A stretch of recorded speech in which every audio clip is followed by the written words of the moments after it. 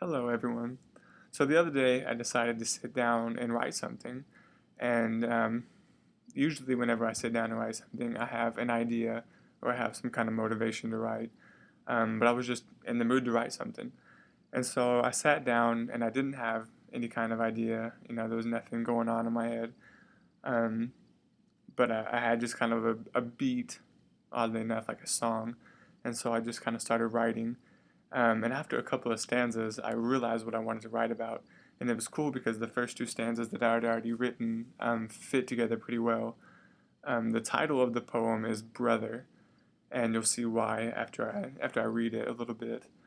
But the first two stanzas are more of a sense of childhood, uh, a kid-like state.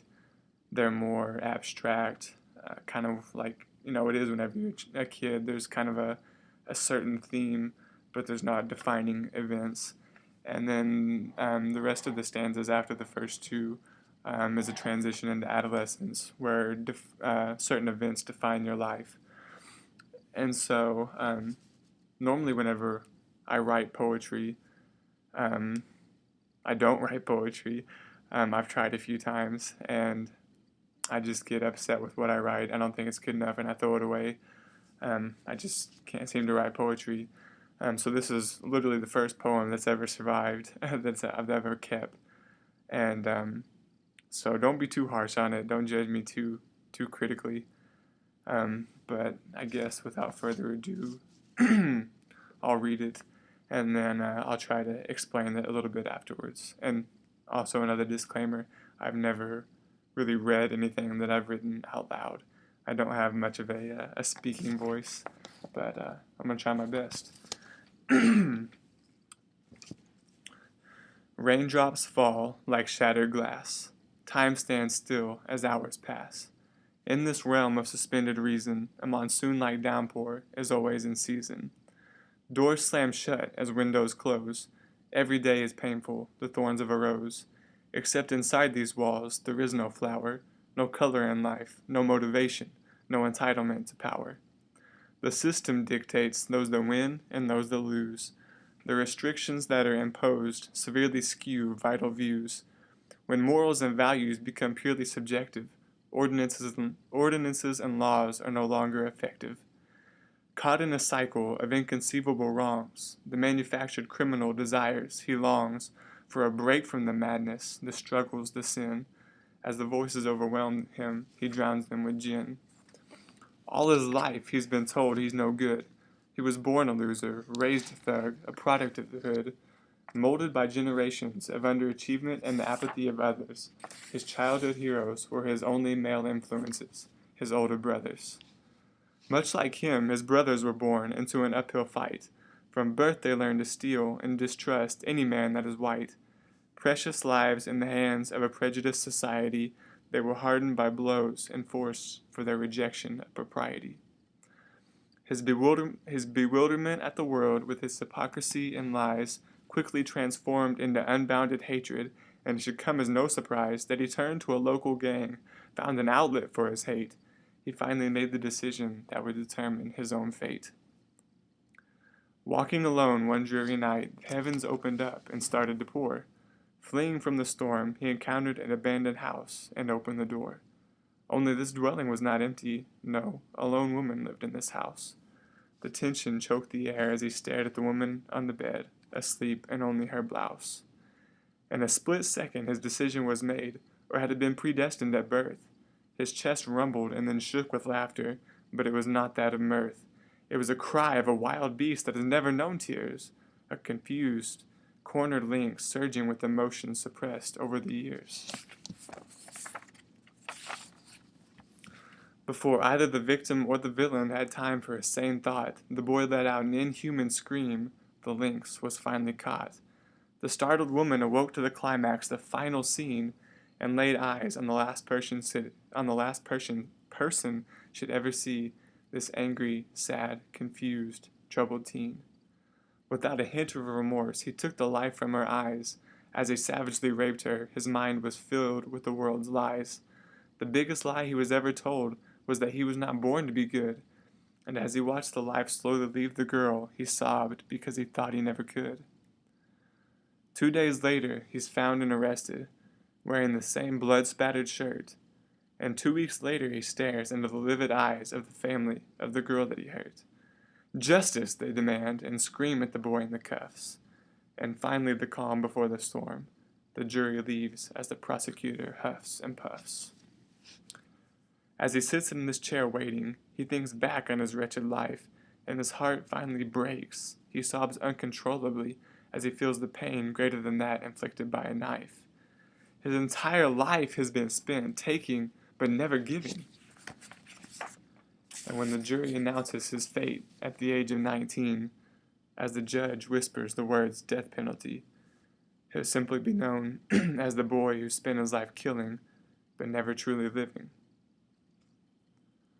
But what if I told you that we could go back in time, before the killing, before the extreme hatred, before the pointless crime?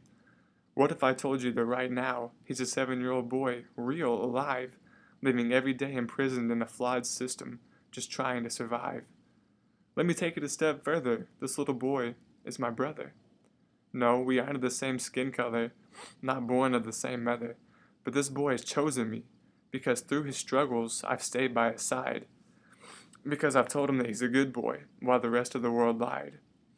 How can such a promising young life, this beautiful boy, be branded as a thug? How can I see anything but a child of God as he runs to give me a hug? The sweet boy was created for greatness, to be a beacon of light, to reflect the love and kindness of Jesus, to shine in his world of night. I will continue to live my life for God and my brother until the day that I die. I'm going to teach him to listen to God's loving whisper while the society screams its lie. I will not stand and watch this little angel be led astray, because my ultimate goal in life is to see him in heaven someday. But this boy is just one of thousands in a city needing love and care, a helping hand, a few kind words, just someone to be there. They all long for acceptance, for importance, for the attention they've never had, to be told by someone that they were created in his image, so they cannot be bad. Will you look into the eyes of the child in need and refuse his fervent plea? Are you staying in your safe little bubble, living as a Christian wannabe? I don't know about you, but the lives of these children are all I can ever see. Before the jury is out and the verdict is in, I have a question. What will it be? And that's what I wrote. It's kind of a subject that's near and dear to me. It's about a boy that I've really taken to, a kid that really, whenever I first met him, he got on all of my nerves. I had to struggle with him from the very beginning. But there's something about him that I couldn't leave him alone. I couldn't say, you're a lost cause. I had to fight him at first, and then fight for him ever since, and fight with him. And I'm teaching him how to fight. But I'll kind of go through the poem stanza by stanza and try to explain what I was thinking while I wrote. Raindrops fall like shattered glass, time stands still as hours pass. That whole the whole stanza, in this realm of suspended reason, a monsoon-like downpour is always in season. It's kind of a sense of living a life of depression, just kind of living a life where you can't seem to escape. Time stands still as hours pass. Hours are passing, but your life doesn't seem like it's going anywhere. Next stanza. Doors slam shut as windows close. Every day is painful, the thorns of a rose. Except inside these walls there is no flower, no color in life, no motivation, no entitlement to power. This symbolizes living life in a sense of a living prison where you can't get out. There's no escape. You're just set there for life. And this is where I realized kind of what I was writing about and what I wanted to write about. That stanza right there. Because where I work at in Contact, and a lot of the people that you come to know, this is where they've lived all their whole lives. They've never known anything different than this living prison. And I went from there. The system dictates those that win and those that lose. The restrictions that are imposed severely skew vital views. I really wanted to emphasize this system, and I have strong views about the system because I believe different things about welfare, about how we confine everyone to a ghetto that we don't want to deal with, and I really strongly oppose that, and because it creates a system where it's almost impossible to get out. If someone grows up and all they know is poverty, all they know is degradation, how are they going to know anything different? No one's going to spend time going in there saying, hey, there's things greater than this. You can go to college. You can be whatever you want to be in life. You can get out of here. These kids and these adults are not being told that, except by missions like Contact that'll go in there and that they'll say, hey, you're a person just like me. I'm not any better than you. You're not any better than me. Let's get to know each other and let's help each other, because that's what we do. I think I've been helped by more people at Contact than I've ever helped anybody there. They've helped me grow as a person, as an adult, and as a Christian, more than I can ever help them. But again, the system, and from here on I'll just read a few lines of every stanza, make it shorter. Caught in a cycle of inconceivable wrongs, the manufactured criminal desires, he longs for a break from the madness, the struggles, the sin. Again, I stress the manufactured criminal because I believe very strongly that the majority of criminals in the United States, I'm not saying 80, 90%, but I think about 55, 60% are not true criminals in the sense that they don't do this for fun. This isn't the way that they'd like to live. It's the way that they have to live. It's the way that they've been taught to live. They don't know anything different. So I think they're more manufactured criminals as a design by where they live their life. And, I kind of emphasize that by saying he longs for a break from the madness, the struggles, and the sin. And then move on to the next stanza. All his life he's been told he's no good. He was born a loser, raised a thug, a product of the hood, molded by generations of underachievement and apathy of others. Kind of self-explanatory. And then I include kind of a bit from the kid that I know. His childhood heroes were his only male influences, his older brothers. That's true of this kid. That's who he looks up to more than any other. Even if he doesn't always like his older brothers, that's who he tries to model himself after. That's where he gets all of his habits from.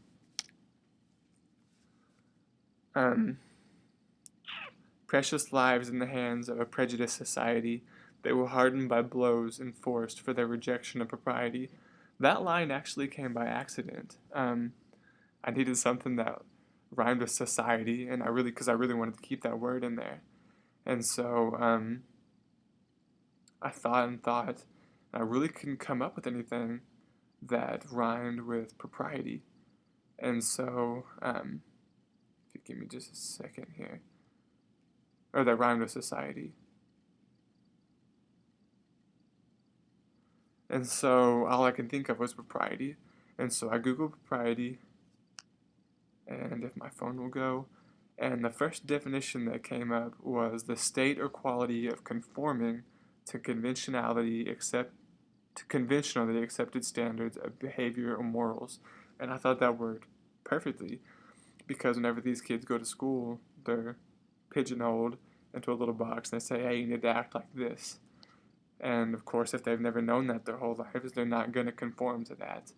And so their rejection of propriety leads to them being given up on by not just teachers, but by adults, anyone they come into contact with.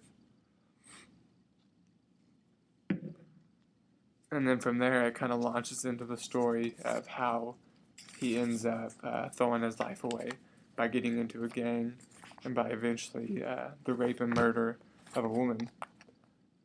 And then it kind of goes into the trial scene, and that's where he realizes that his whole life he's spent taking but never giving. And then at the end of his life, he'll be known as the boy who spent his life killing but never truly living. And then the last part was self-explanatory. But if there's one thing I want to leave you with, it's the last line, the last stanza of the whole poem, and I'll read it one more time. Will you look into the eyes of the child of need and refuse his fervent plea? Are you staying in your safe little bubble, living as a Christian wannabe? I don't know about you, but the lives of these children are all I can ever see. Before the jury is out and the verdict is in, I have one question. What will it be? And in that, I'm just calling you out, every single one of you that's reading this. If you've ever been part of a mission, if you've ever been part of someone's life, as a human, I think that we're all called out to be something more. We're all called out to be Christians, and not just Christians that sit in pews. We're not pew warmers. That's not how we live our lives.